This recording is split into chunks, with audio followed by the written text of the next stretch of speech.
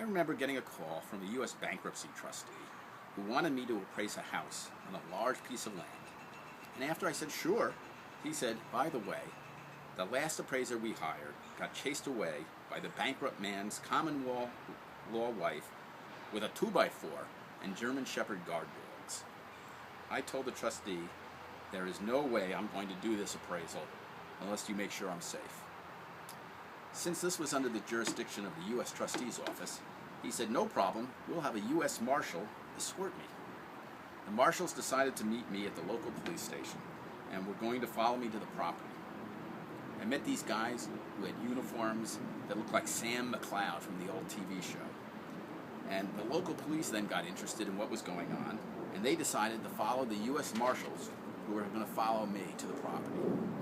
Off we went, with me leading the caravan, looking into my rearview mirror, and seeing all of those blinking red lights, and then at my speedometer, and then back to the rearview mirror, and making sure I didn't go over 25 miles per hour.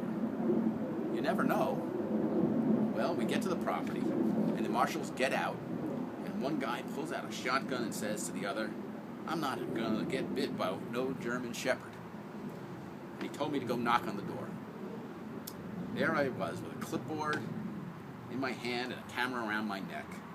I thought to myself, am I the only one who sees something wrong with this picture? And I suggested ever so politely that maybe it would be a better idea for the marshals to knock on the door. Well, they did. And the lady was so nice. She invited us in. She even offered us milk and cookies. This is just one of the many stories that I and every appraiser I know can share.